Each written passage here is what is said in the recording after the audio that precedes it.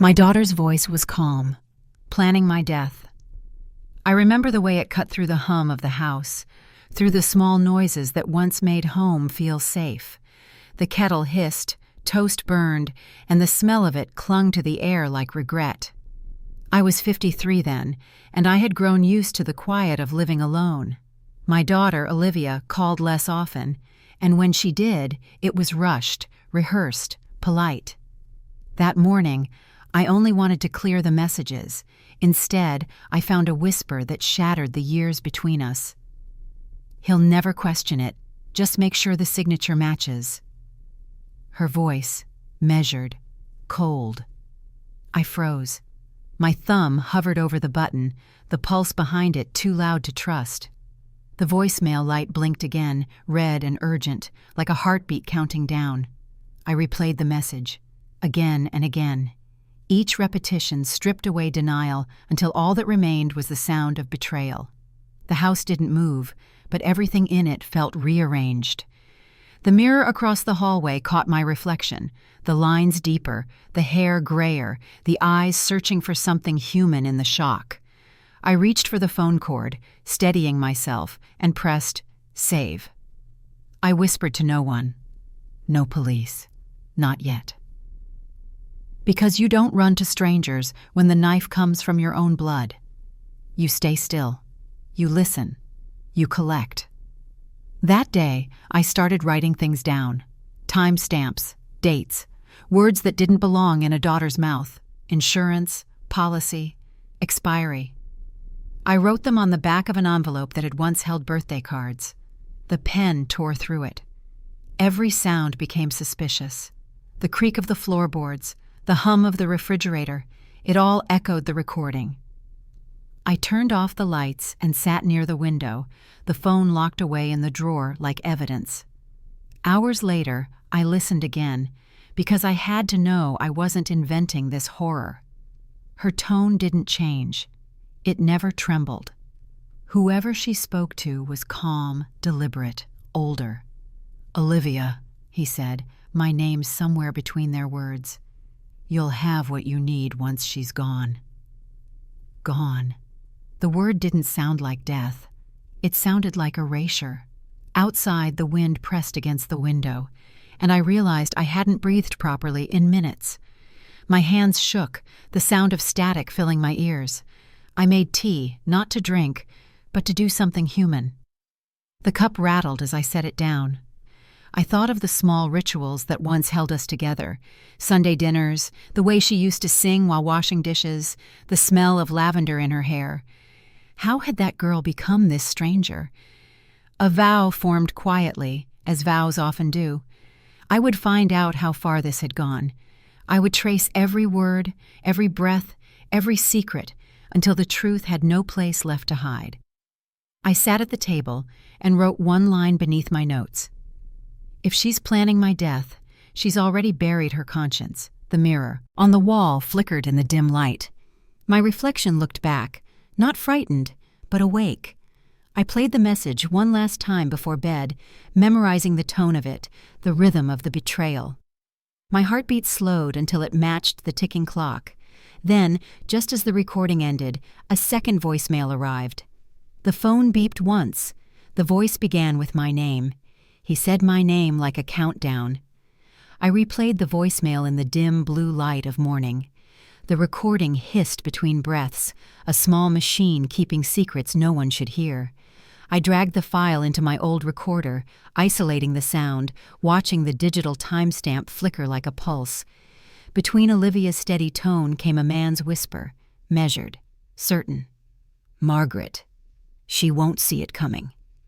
The way he said it, it wasn't threat, it was preparation. I froze, then rewound 3 seconds, listening again to that brief tremor in his voice. The silence around me turned heavy. That voice belonged to Henry, my late husband's lawyer.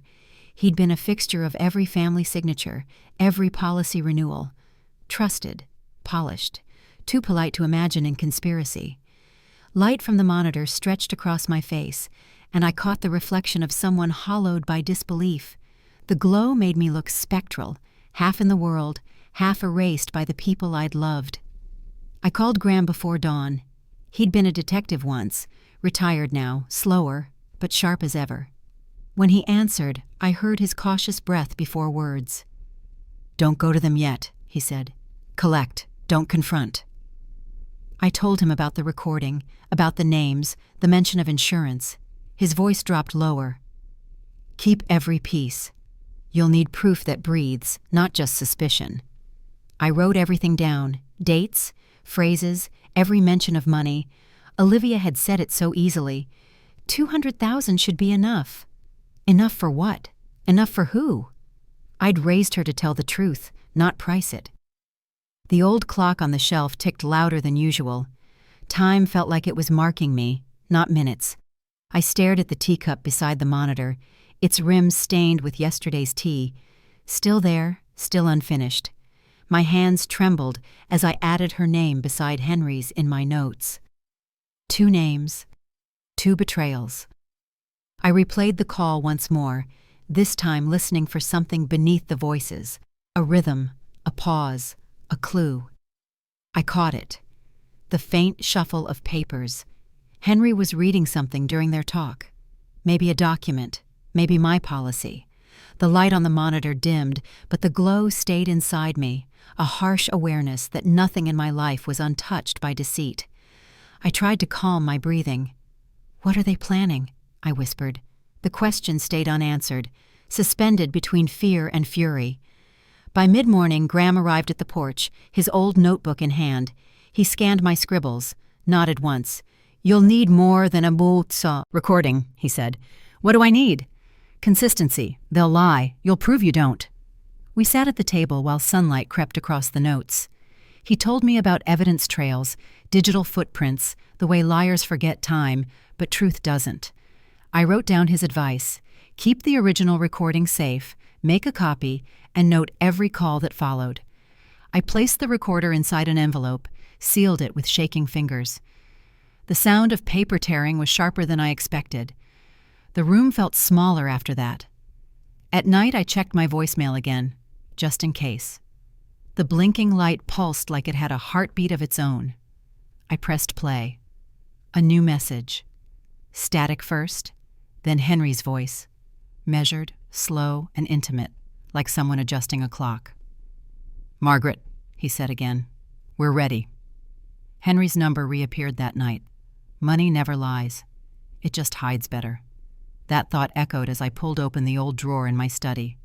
The scent of cedar drifted up, clean but sharp, mixing with the faint dust of years untouched.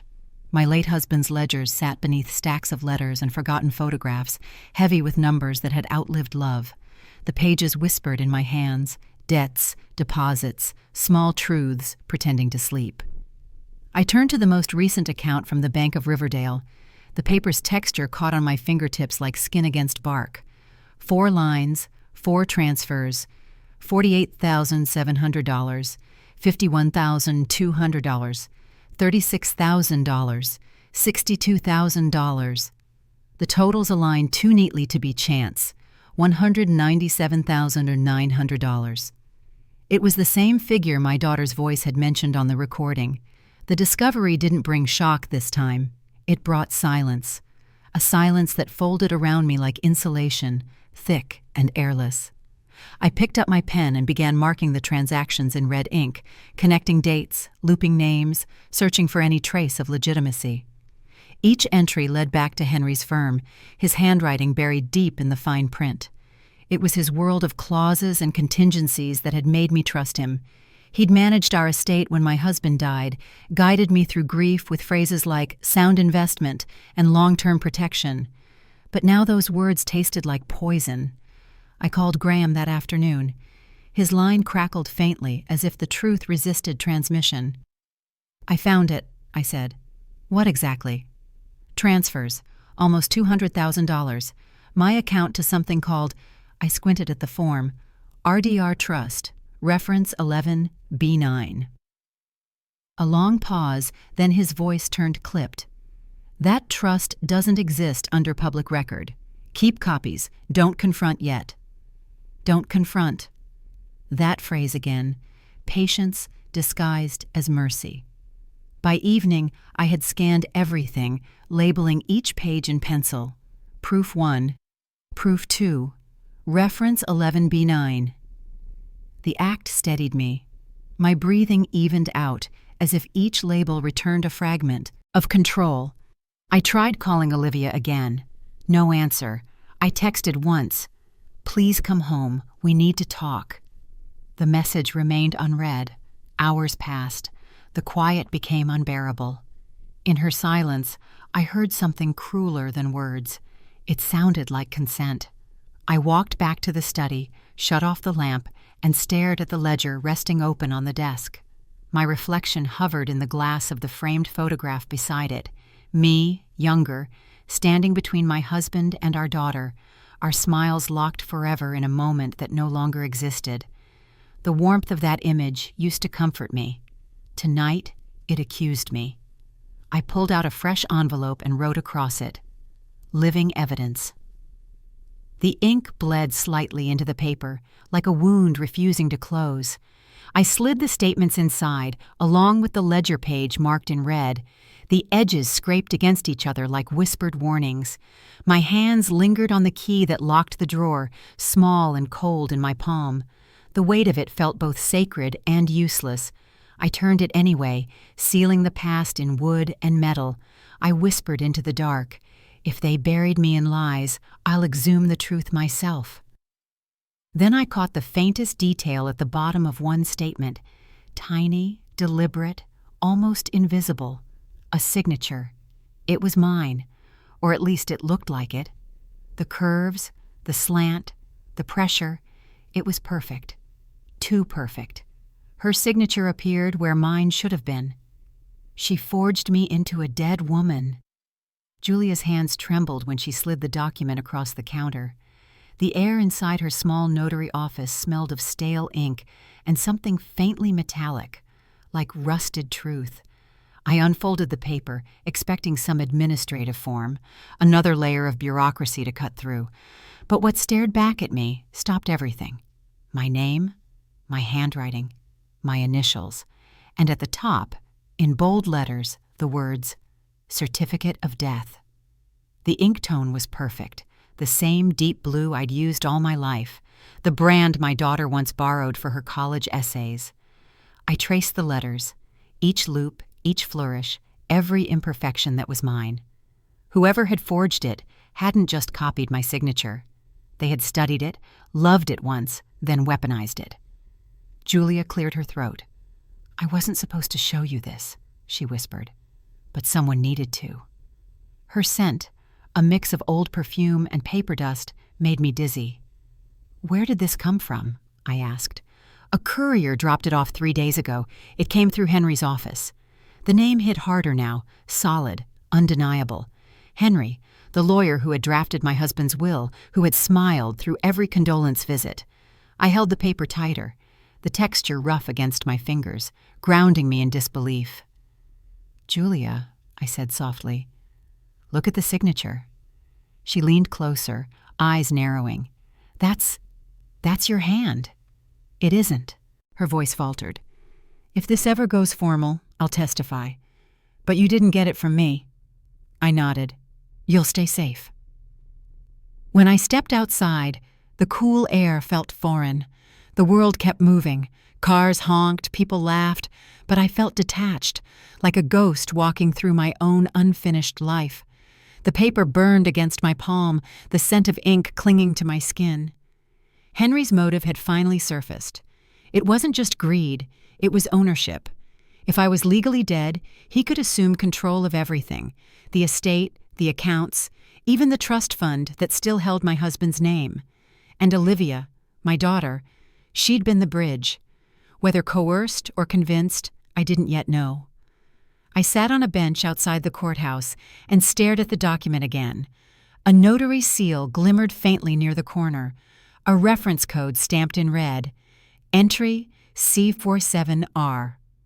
That single mark made it real in the eyes of any institution.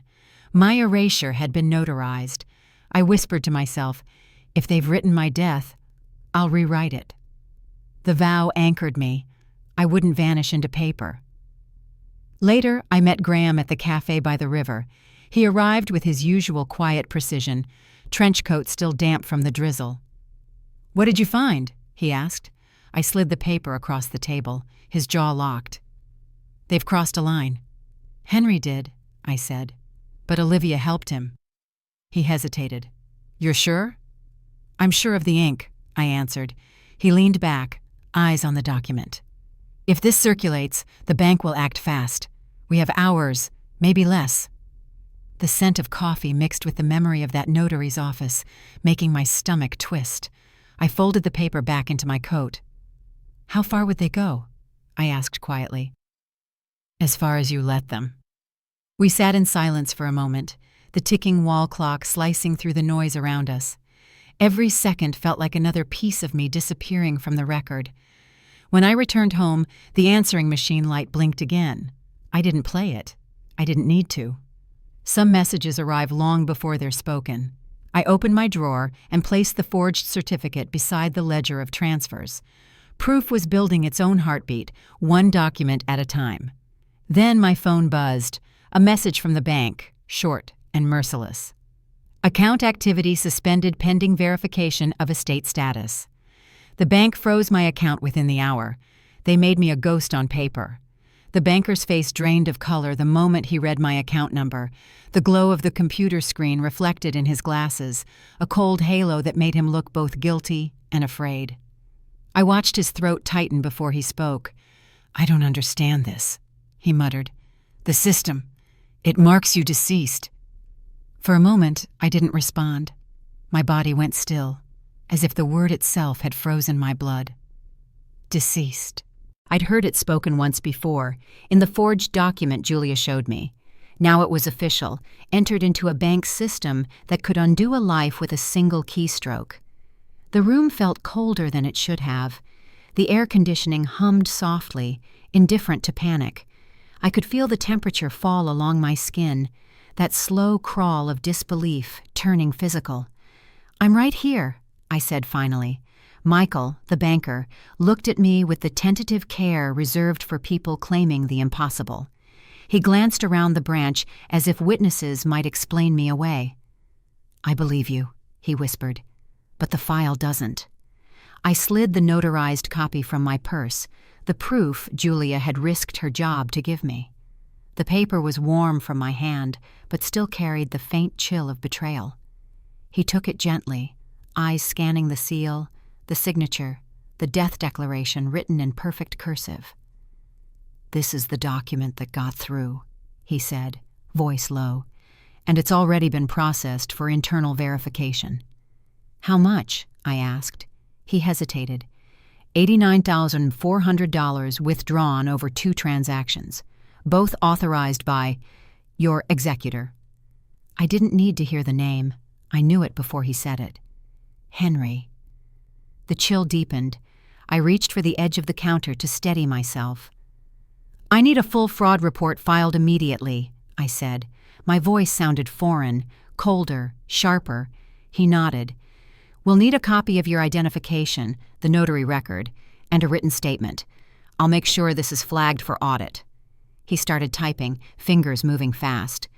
I could hear the quiet rhythm of the keys, each click another nail in the coffin they'd tried to place me in.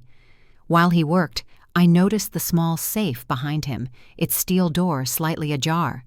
Inside, rows of sealed envelopes were stacked like miniature coffins. For the first time, I wondered how many other lives had been reduced to files, just like mine. "Who changed the account status?" I asked. "According to this record," he said carefully, "the request came from Henry's office with legal verification attached. The signature looks valid." I closed my eyes. He used me to erase me. Michael looked uneasy but resolute. "I'll escalate this myself. The institution doesn't like being tricked." He printed out the report. Fraud report, reference M72-FR, and stamped it with the bank's red seal. The paper trembled slightly as he handed it to me. "This is the first step," he said. "Once our legal team reviews it, they'll reach out. You should also contact an attorney." The seal's ink was still wet, bleeding faintly into the fibers. Proof lived in that moment, fragile but breathing. Outside, the sun hit me like a contradiction, too bright for what I'd just heard. I clutched the paper tight, the warmth of it fading against my palm. The streets moved on as if nothing extraordinary had happened, as if I hadn't just vanished from existence. At home, I opened my drawer and locked the fraud report inside, beside the forged death certificate. Each document told the same story in a different dialect of deceit.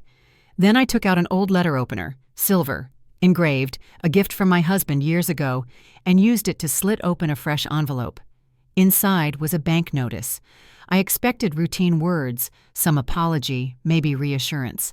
But printed in crisp black ink were 6 words that stopped me cold. Estate of Margaret Shaw. Notification enclosed. A notice had arrived, addressed to the dead. Henry greeted me as if I were still dead. His office smelled of polished wood and deception. Everything in it gleamed. The brass fixtures, the glass desk, even his smile. He stood when I entered, hand outstretched, eyes bright with mock surprise. "Well," he said, "this is unexpected." The sound of his voice carried the smooth rhythm of someone who believed himself untouchable. I didn't take his hand. "I came for clarification," I said quietly, "about my estate." He tilted his head. "Your estate?" I could hear the faint hum of the air vent, steady, mechanical, too loud for a room meant for quiet power. Behind me, Graham waited by the door, silent but watchful, his presence just enough to anchor me. Henry circled to the other side of the desk and gestured to a chair. "Please sit. You look tired." I stayed standing. "You filed documents naming me deceased. You transferred funds under that premise. I want to know why." He laughed softly, an actor performing charm. "Surely you're mistaken. The bank must have confused some entries. We deal with 1,000 filings a month." His tone made it sound reasonable, almost plausible, but the lie hung there, glimmering in the light that pooled against the mahogany desk. I pressed the record button on the small device in my pocket. The faint click echoed like a heartbeat in the quiet room. "Tell me, Henry," I said, "how many of those filings come with my signature?" His expression flickered, just for a second, but it was enough. He turned toward the window. The city outside shimmered in the afternoon light, indifferent to what was dying inside that room. "I don't control every detail personally," he said. "You know how offices work. People make errors. We correct them." I stepped closer, lowering my voice. This wasn't an error. This was orchestration. He smiled again, broader this time, his teeth immaculate, his confidence unshaken. "I think you're overreacting. Why don't you bring your attorney next time, and we'll discuss this properly?" "I already did," I said. "Protective services have been notified. Consider this a formal notice." The smile faltered. His hand twitched toward the papers stacked neatly beside his briefcase. I noticed the faint indentation of my husband's old seal embossed on the corner. He'd kept it, our family mark, without right or reason. "I don't know what you think you'll achieve," he murmured. "Recognition," I replied. "That's all the dead ever want." The silence that followed was sharp. Even the clock on his shelf seemed to pause. He adjusted his tie, then looked to Graham at the door, hoping for an ally. Graham's stare didn't move. "Marg." He stopped himself before finishing my name. "You'll ruin yourself if you continue this." I took a deep breath. "You already tried." I placed a sealed envelope on his desk. Inside were copies of every fraudulent document, stamped and dated. "For your records," I said, the words clipped but steady. He reached for it but stopped halfway. "You shouldn't play with things you don't understand." The veneer cracked then. For the first time, I saw the fear behind his practiced charm. "I understand enough," I said, "and you'll hear the rest soon, in court." As I turned to leave, I caught the faint rustle behind me. His chair scraped the floor, then a drawer opened. Paper moved in a flurry. I didn't need to look. Graham's reflection in the glass confirmed it. Henry was already feeding the shredder. The sound grew, low and rhythmic, like the mechanical hum of a confession being erased. I stepped into the hallway. The light felt cleaner there, untouched by his performance. Graham joined me, his voice low. He'll try to destroy everything. Let him, I said. Truth doesn't burn that easily. By morning, the shredder's hum reached the courthouse. Truth dies quieter than paper. Lydia waited for me in the dim hallway of the records wing, her hands gripping a small flash drive as if it might burn her. You didn't get this from me, she whispered. Her voice trembled, but her resolve didn't. I took it, the metal warm from her touch. She turned away before I could thank her. The corridor smelled faintly of toner and old ink. That dry, electric scent of secrets kept too long. I slipped the drive into my pocket and left before the cameras could blink. Back home, the glow of my monitor filled the room with a cold light. I plugged the drive in, and the screen came alive with a single folder. Archive Ref ZA114L. Inside, hundreds of messages scrolled open, subject lines like Trust Correction, Asset Clean Exit, Final Confirmation. Henry's name appeared in every thread, controlling the conversation with the same calm arrogance he'd worn in his office. The texture of guilt is never visual, it's tactile. You feel it in the fingertips when you touch a lie disguised as truth. Every click sank heavier than the last. One email dated 3 weeks before the forged certificate caught my eye. It was from Henry to someone tagged only as Elshaw, my daughter. Ensure the signatures match prior versions. Client unaware. Proceed discreetly. Her reply came minutes later. Understood. Document sent to notary. Proceeding as instructed. The words didn't sting. They carved. I sat back staring at the screen until the letters blurred. My daughter's compliance wasn't hesitant or confused. It was procedural, cold, professional. Saving herself, I murmured, though it sounded like a question I couldn't answer. I began cataloging everything. Audio from the voicemail, photocopies of the ledger, the notarized forgery, and now this digital chain of betrayal. I labeled the folder Survival, a word that had stopped meaning metaphor weeks ago. Graham called that evening. Protective Services need your statement, he said. They'll move forward once the documentation aligns. It aligns, I replied, too neatly. He hesitated. You're sure you want to include your daughter's name? The silence that followed said enough. When I finally spoke, my voice felt aged beyond recognition. She put her name there herself. The screen dimmed, reflecting my face back at me. Drawn, hollow, but resolute. I clicked through another thread titled Estate Realignment. There were payment records, copies of approvals, digital receipts showing transfers that matched the figures from the bank. $48,700, $62,000, $51,200, $36,000, all funneled into an offshore account under the same trust Henry created. I could almost hear the whisper of shredded paper in the background of those emails, as if each line carried the echo of what had already been destroyed. A ping sounded, a system alert. Someone else was viewing the folder remotely. The cursor flickered, and for a second, a new email appeared at the top. I opened it before it vanished. Subject, transfer complete. No signature, no sender trail, just a timestamp, 7:42 a.m., and an empty body. The cursor blinked in the void of the message, pulsing like a heartbeat. I saved everything to an external drive, sealed it in a plain manila envelope, and wrote across it with a black marker. If I disappear, start here. As I unplugged the flash drive, the faint scent of burned circuitry lingered in the air, a smell of endings disguised as proof. I sat in the silence, waiting for it to fade, knowing it wouldn't. The last email was titled, Transfer Complete. My home rejected me before the court could.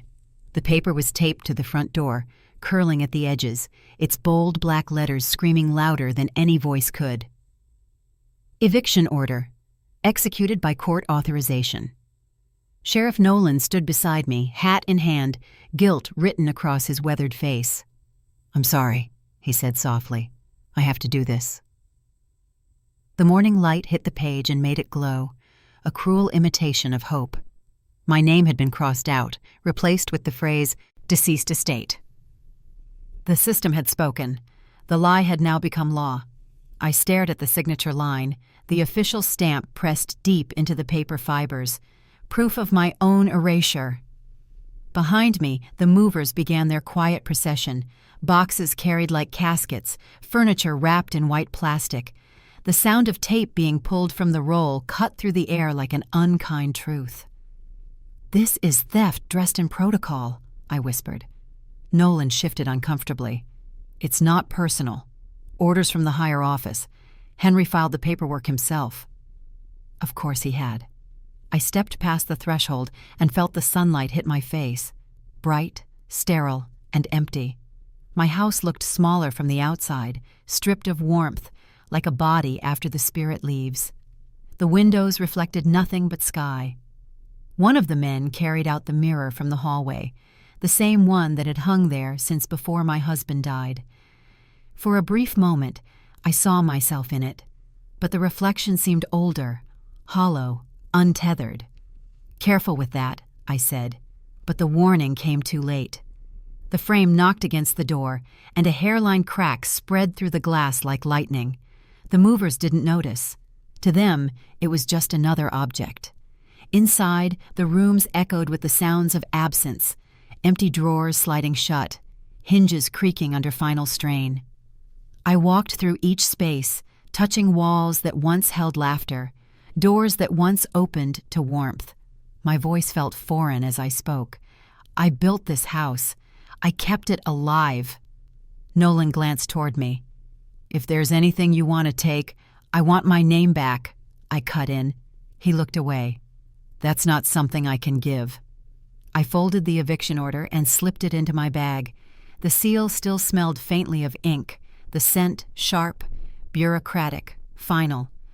Out on the lawn, boxes waited like spectators to my downfall, each one labeled with handwriting that wasn't mine. Kitchen, bedroom, miscellaneous. My life reduced to categories for strangers to stack and inventory. A line from an old memory surfaced. "Home is where you're believed." But belief had left with the signatures. I caught a glimpse of my reflection again in the front window. It flickered between who I was and who the world had decided I'd stopped being. For a moment, I almost didn't recognize the woman standing there. The sheriff cleared his throat. "Do you have somewhere to go?" "I have counsel," I said. "That's enough for now." He nodded, but I could tell he didn't believe it. I walked back to the doorway, the frame splintered slightly from years of use, and placed my hand against it one last time. The wood felt warm under the morning light. That warmth carried memories, birthdays, arguments, quiet reconciliations at the kitchen table, and betrayal, of course, betrayal that wore uniforms and carried pens instead of weapons. "Close it," I said quietly. Nolan hesitated. "You sure?" "Close it." He pulled the door shut. The mirror leaned against the wall inside, catching the movement. The crack spread wider, splintering the reflection into pieces. It sounded almost like glass sighing. The mirror cracked when I shut the door. They buried me without asking if I'd attend. The church bell tolled 9 times before the silence settled. I stood just beyond the gate, hidden beneath a coat too plain to remember. The air carried the perfume of lilies, sweet, suffocating, final. Their scent clung to my throat until breathing felt like trespass. A banner hung above the entrance, "In loving memory of Margaret Shaw." The name looked foreign, carved into the fabric as though I'd never owned it. Reverend Marks began the service. His voice floated through the open doors, practiced and steady. She was a woman of grace, of faith, of quiet endurance. I almost laughed. Endurance, yes, but grace had been torn from me by the same hands clasped in mourning now. Rows of mourners filled the pews, black against the pale light filtering through stained glass. Among them, my daughter. Her face was pale, eyes rimmed red, but her tears didn't fall. Guilt has its own stillness. Beside her sat Henry, jaw set, posture reverent, performance perfect. His hand brushed hers once, a gesture rehearsed for pity. Graham stood in the back, phone discreetly raised, recording. We had agreed. Document everything. The proof wasn't just in numbers and files anymore. It was in faces, gestures, the theater of deceit. A small table near the altar displayed photographs. Me in gardens, me at dinners, me smiling for a camera that had no idea what waited ahead. Between the frames sat a single candle, flame flickering as though unsure it should exist. Death, the Reverend continued, is not the end, but the passage to peace. I whispered under my breath, peace is earned, not staged. An older woman in the second row dabbed her eyes, whispering something about how sudden it was. Another man muttered, tragic, really. Heart failure. The lie had traveled well.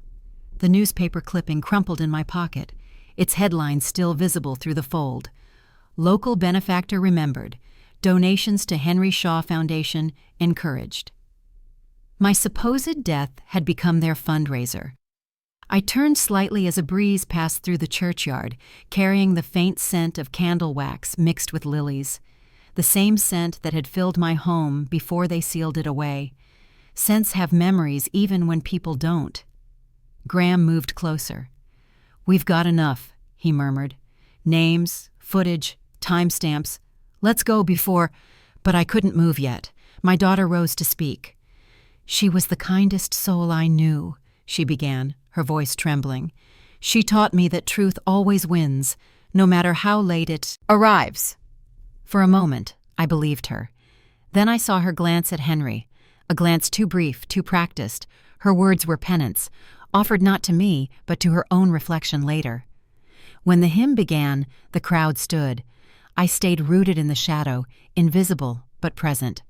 They sang Amazing Grace. The irony bit deep. Graham touched my arm. It's time. I nodded. Let them finish what they started. We walked away before the final verse, footsteps crunching on the gravel path. Behind us, the song rose to its last line. Was blind, but now I see. Do you think she'll ever come forward? Graham asked quietly. She already has, I said, in every word she didn't mean.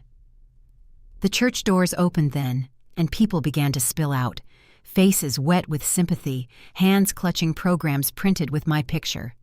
I counted them all, every nod, every false condolence. They were witnesses now, whether they knew it or not. One child ran past me, carrying a flower from the altar. White rose, small petals trembling in the wind. It dropped near my shoe, and I picked it up. The stem was damp, fragile, alive. I tucked it into my pocket beside the newspaper clipping. 2 proofs of existence, one forged, one breathing. Tomorrow's hearing carried my name, finally living.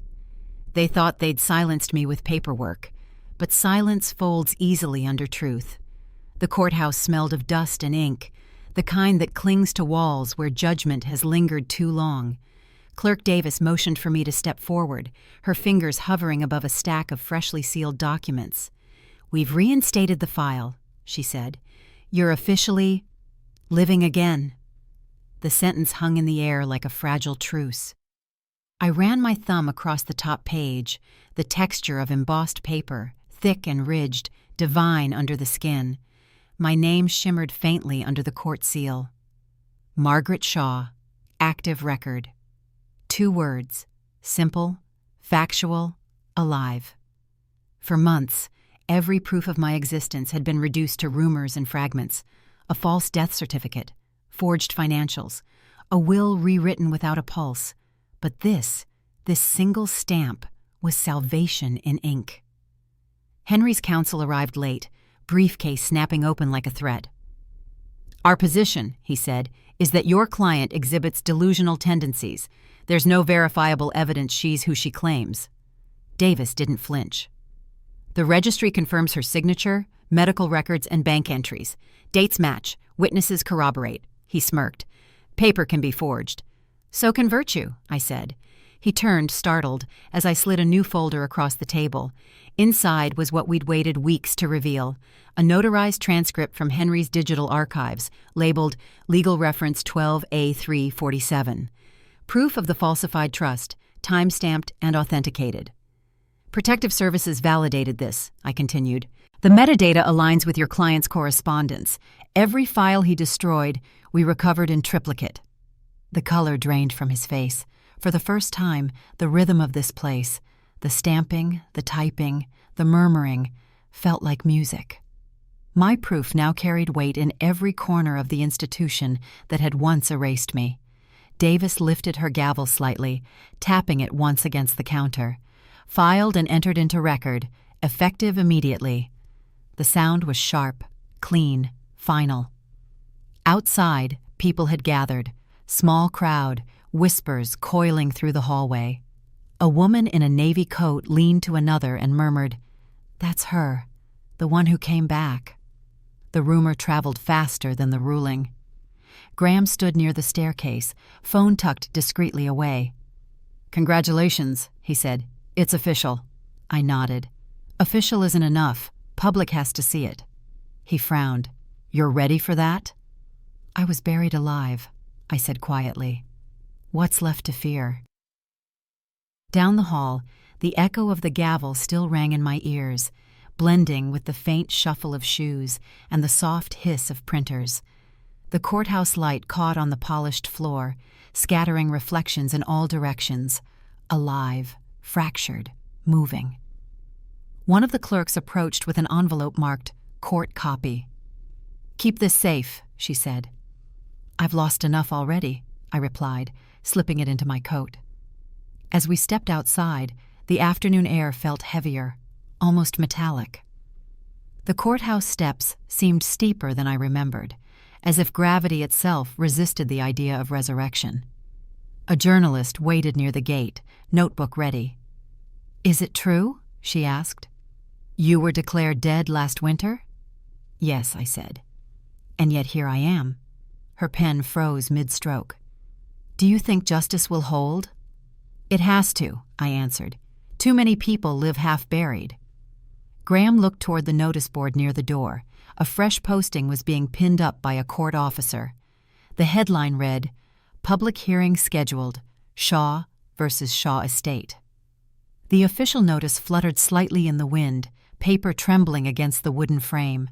The red ink seal glared beneath the sunlight, bright, defiant. The courthouse announced an open hearing. I took the stand they built for my coffin. The courtroom pulsed with whispers, that restless hum of people waiting to see someone fall. Reporters filled the back rows, pens twitching. A microphone stood before me like an executioner's blade, thin and gleaming beneath the fluorescent light. Judge Renner adjusted his glasses. "Proceed when ready." My palms brushed the folder on the desk, the same one that had followed me through every office, every denial. Its edges were worn smooth, its weight familiar. I lifted my eyes toward the gallery. There was an empty seat in the second row. Hers. My daughter's. "She's not here," the judge noted. "She's been here all along," I answered, "just not on the right side." A faint murmur rippled across the benches before he banged his gavel once. "Order!" The air thickened. I could hear the faint buzz of a recorder somewhere behind me. Sound, the same sense that betrayed Henry, was about applause can sound like forgiveness. But it isn't. The courthouse doors burst open to a roar that felt less like triumph and more like thunder. Cameras blinked in quick succession, their flashes slicing through the afternoon glare.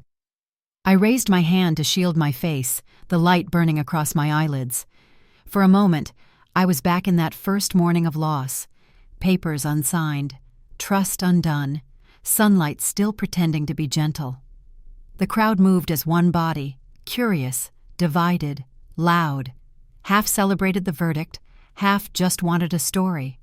A voice shouted, "She's the woman who came back from the dead." Another added, "She made him pay." Their words tangled in the air, too heavy to breathe, too light to hold.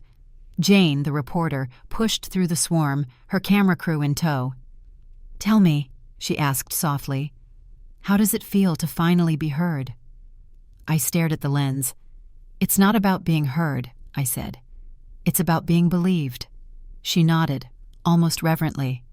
"We'll call it The Woman Who Refused to Die."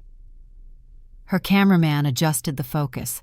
I heard the faint mechanical whir, that dry metallic hum that always comes before exposure. My reflection flickered in the lens, worn, resolute, unrecognizable from the woman who once signed away her life. Behind the barricade, police officers led Henry out in handcuffs. His face was calm, his smile strangely intact. "You always wanted a stage," he muttered as they guided him past me. "Now you've got one." "I didn't build it," I replied. "You did." The crowd gasped as the officers tightened their grip. I could hear the shutters clicking like applause.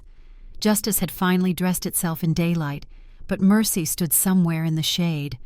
A small boy near the front of the crowd held up a handwritten sign, "Truth never dies." It trembled in the wind, edges curling like old parchment. That single phrase cut deeper than any verdict could heal. Reporters swarmed around Jane. "Was it true?" someone asked. "Did she fake it all?" Another voice interrupted. "What about the daughter? Was she involved?" Jane silenced them with a raised hand. "You'll have your answers at 6, she said. "But remember, truth has a voice, and today it spoke." The air hummed with energy, thick with the scent of rain mixing with the metallic tang of camera bulbs. That scent anchored me, proof that the world still turned, that breath still mattered. In the crowd, I caught sight of my daughter inside a black car. The tinted window rolled down halfway. Her face was streaked with tears, eyes wide and distant. She didn't wave. I didn't either. The space between us held years of unspoken apologies. For a second, the cheering softened. A hush spread, like the moment between a question and its answer. Jane's microphone lowered. Even the cameraman hesitated. The sound of the city faded behind me, replaced by the distant echo of a single bell ringing from the church nearby. Steady, mournful, real. I walked down the steps slowly, each one an exhale. Graham joined me near the bottom, holding out a folder. "The official copy," he said. "You might want to keep it this time." I smiled faintly. "No more graves for my name." He looked out at the crowd. "They'll remember you now." "Maybe," I said, "but they'll remember the story more." The cameras followed as Jane's broadcast went live. I could hear her voice through the speakers lining the plaza. In a city that nearly buried its own truth, one woman stood against silence. People clapped again.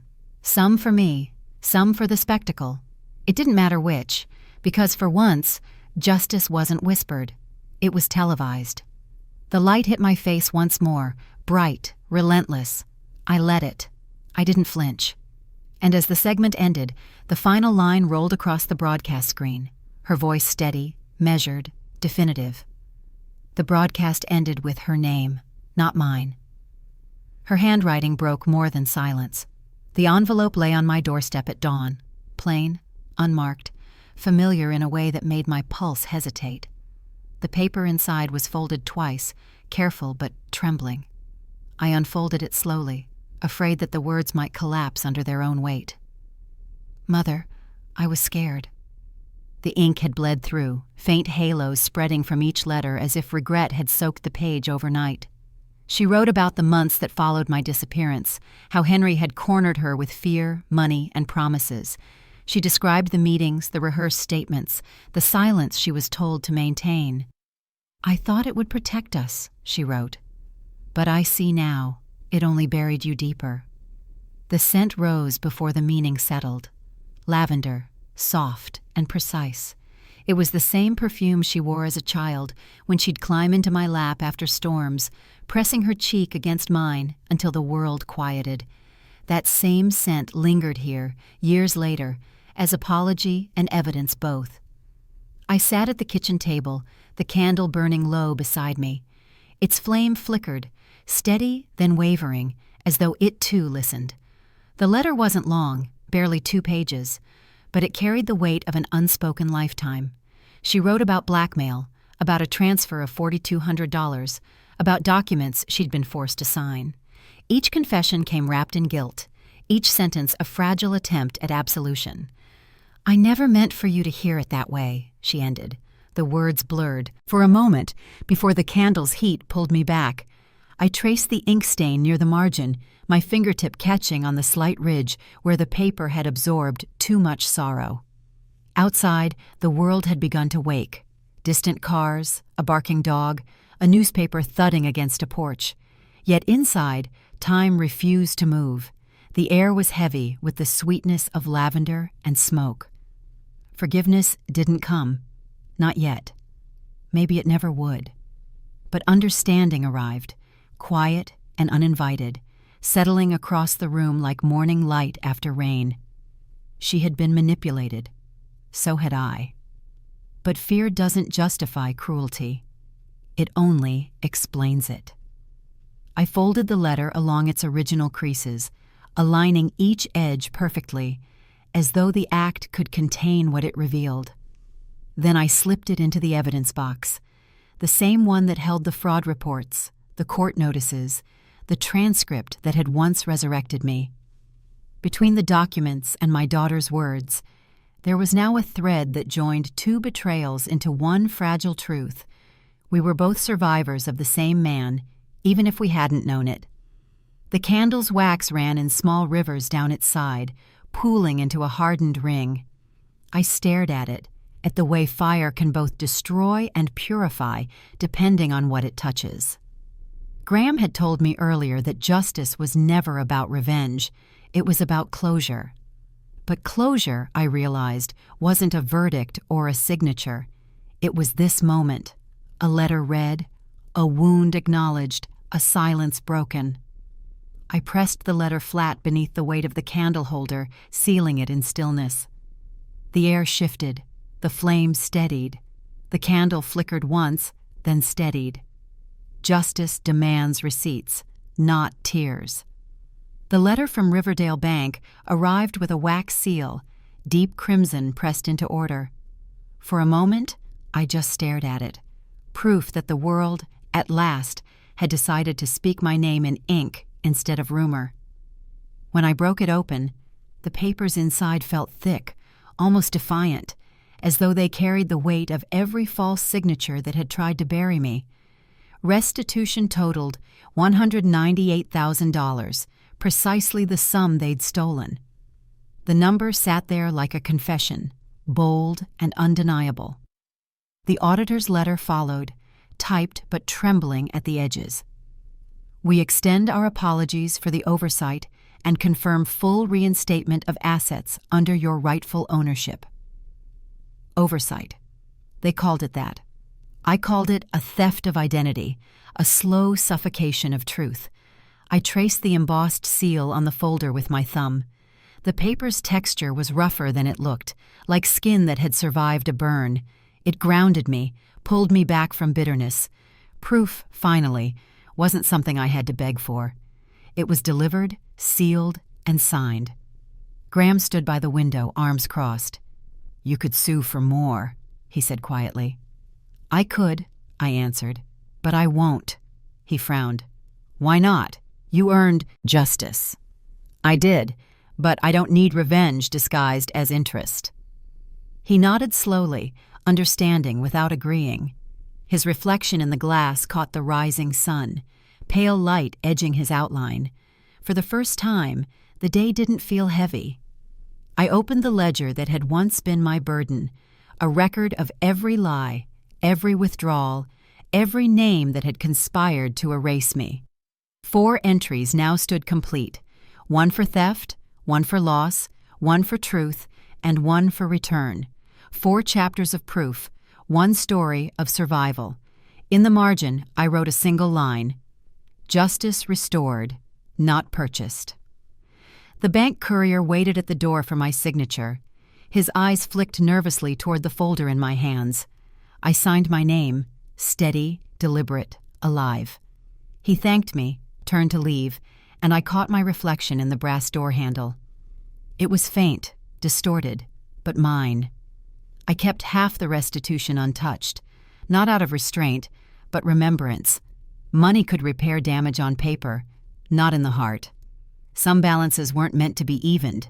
They were meant to remind. That afternoon, a delivery truck arrived from storage. Among the boxes was the mirror from my old home, cracked but still holding light. I carried it inside, fingers trembling around the frame. Dust shimmered as I set it against the wall near the window. The sun reached through the glass and struck the fracture running across its surface, splitting my reflection in two halves, the woman I was and the woman I became. Outside, children laughed, the sound sharp and clear. It startled me, life continuing without permission. Graham spoke from behind me. "So, this is it?" "No," I said. "This is proof it happened."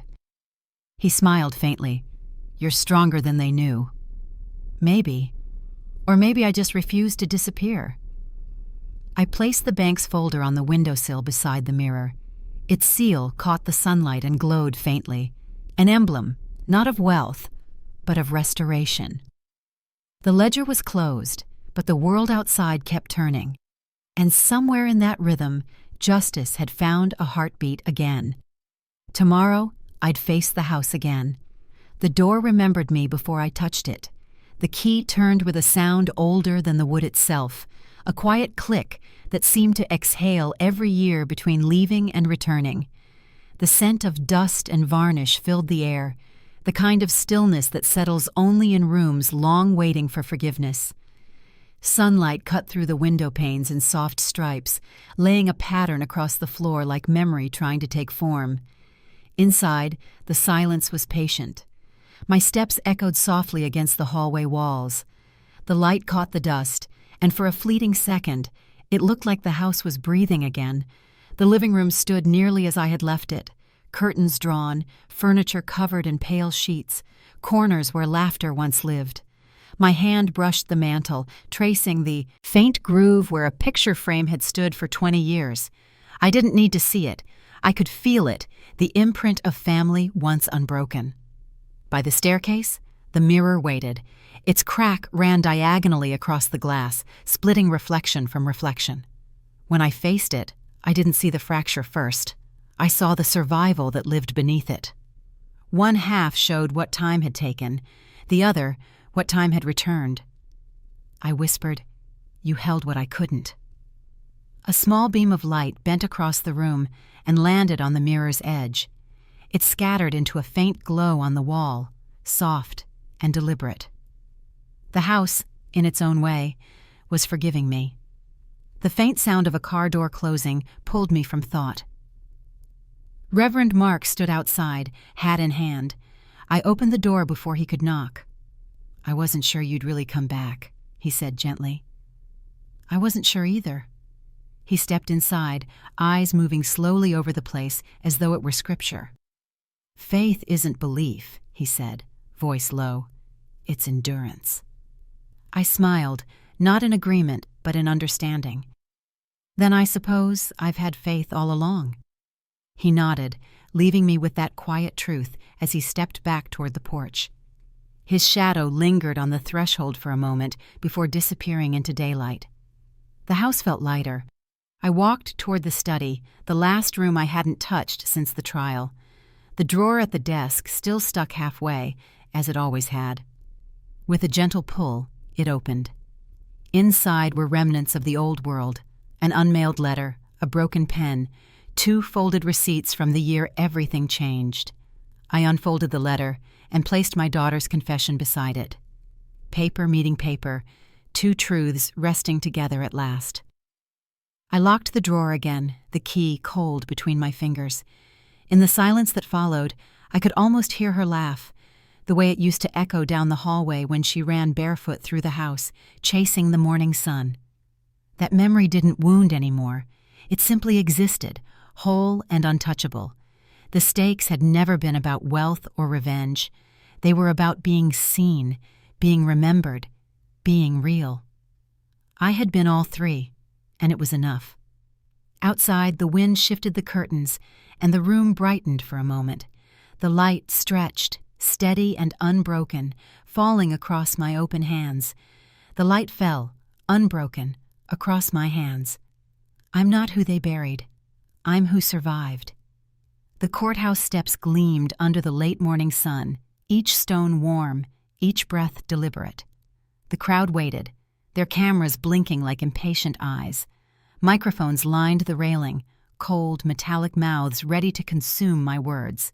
I hadn't planned a speech, only a truth.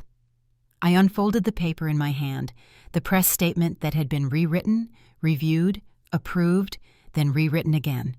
My fingers brushed the edges of the envelope that held the signed documents, proof, custody, closure.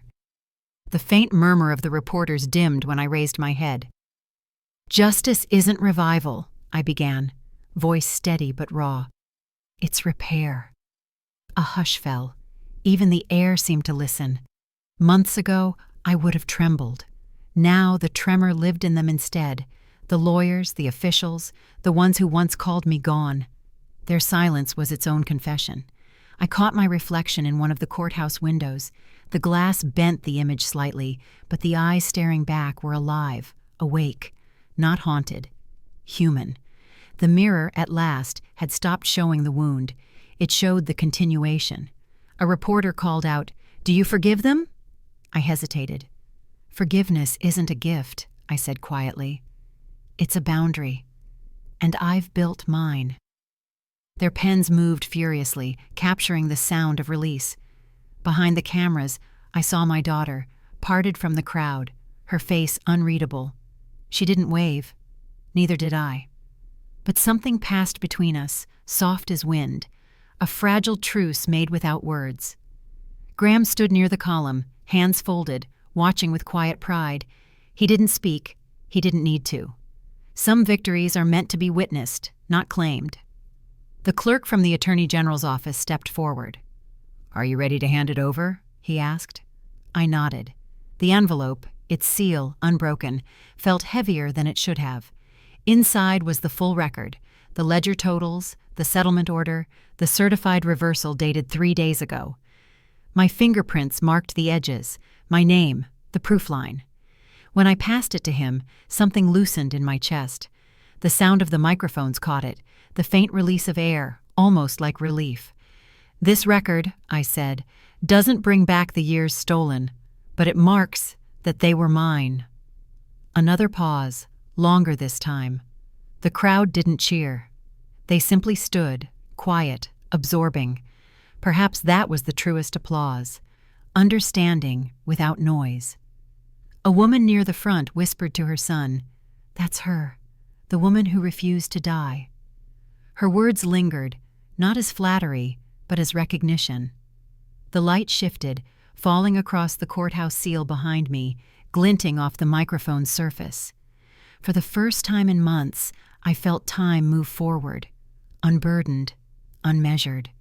I stepped down the stairs slowly, one hand brushing the railing, the other empty at last. My footsteps echoed, sharp, even, free. The city noise began to swell again. Car horns, footsteps, conversations, the world reclaiming itself. As I reached the bottom step, I turned once more toward the building. "This time," I whispered, "my silence means peace."